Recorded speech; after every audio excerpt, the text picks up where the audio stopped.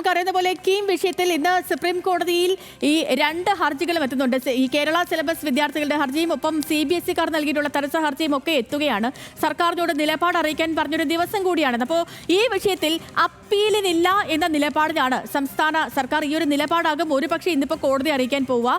പ്രവേശന നടപടികൾ സമയബന്ധിതമായി തീർക്കാൻ ബാധ്യസ്ഥരെന്നും നിയമക്കുരുക്കിലേക്ക് പോവുകയാണെങ്കിൽ ഈ പ്രവേശനം വൈകുമെന്നും സർക്കാർ സുപ്രീം കോടതി അറിയിക്കും. വിവരങ്ങളുമായി ഷപ്നയാണ് ചേരുന്നത് ലീഗൽ ഡെസ്കിൽ നിന്ന്. ഷപ്ന, ഇന്ന് കോടതിയിൽ നിലപാട് അറിയിക്കേണ്ട ദിവസമാണ് സർക്കാർ. ഒപ്പം തന്നെ ഈ റിസൾട്ടൊക്കെ വന്നതിന് പിന്നാലെ പട്ടിക പുനഃപ്രസിദ്ധീകരിച്ചതിന് പിന്നാലെ തന്നെ ഉന്നത വിദ്യാഭ്യാസ വകുപ്പെടുത്ത നിലപാട് ഇനിയിപ്പോൾ നിയമപരമായ പോരാട്ടത്തിന് വേണമെങ്കിൽ കുട്ടികൾക്ക് പോകാമെന്നായിരുന്നു തുടക്കം മുതലേ സർക്കാരിന്റെ നിലപാട്.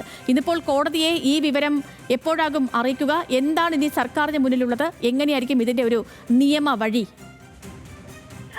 സേതു, ഈ സ്കീമിൽ അപ്പീൽ സമർപ്പിക്കേണ്ടതില്ല എന്നാണ് പ്രാഥമികമായി സർക്കാരിന്റെ നിഗമനം അല്ലെങ്കിൽ നിലപാട്. കാരണം ഈ പ്രവേശന നടപടികൾ വൈകും. നിയമക്കുരുക്കിലേക്ക് ഇനിയും പോയിട്ടുണ്ടെങ്കിൽ പ്രവേശന നടപടികൾ വൈകുന്നത് കുട്ടികളുടെ ഭാവിയെ ബാധിക്കും. നിലവിൽ ഇപ്പോൾ AICTE നിശ്ചയിച്ച സമയപരിധി സർക്കാരിന് പാലിക്കേണ്ടതുണ്ട്. ഇതിൽ മാറ്റം വരുത്താൻ സംസ്ഥാന സർക്കാരിന് അധികാരമില്ല. പ്രവേശന നടപടികൾ സമയബന്ധിതമായി തീർക്കണം എന്ന് തന്നെയാണ് നിർദ്ദേശം. അതിന്റെ അനുസൃതമായിട്ടാണ് നടപടികൾ പുരോഗമിക്കുന്നത്.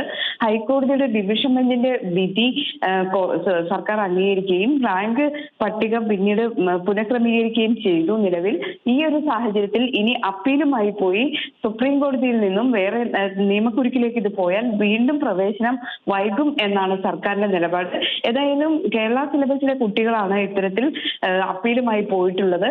ഇതേ തുടർന്ന് CBSE കുട്ടികളും ഇതിൽ കക്ഷി ചേർന്നിട്ടുണ്ട്. സംസ്ഥാന സർക്കാർ ഏതായാലും ഇതിൽ അത്തരം ഒരു നിലപാടിലേക്ക് പോകേണ്ടതില്ല. അടുത്ത വർഷം ഇനിയിപ്പോൾ അടുത്ത വർഷം മുതൽ ഈ മാറ്റം വരുത്തിയ പ്രോസ്പെക്ടസിൽ വരുത്തിയ മാറ്റം അനുസരിച്ചുള്ള പ്രവേശന നടപടികൾ പൂർത്തീകരിക്കാം എന്നതാണ് സർക്കാരിന്റെ നിലപാട്. ഇക്കൊല്ലം കഴിഞ്ഞ വർഷത്തെ പോലെ തന്നെ പോകണം എന്ന് സർക്കാർ ആവശ്യപ്പെടും എന്നാണ് നമുക്ക് അറിയാൻ കഴിയുന്നത്. ഓക്കെ ഷപ്ന, വ്യക്തമാണ്.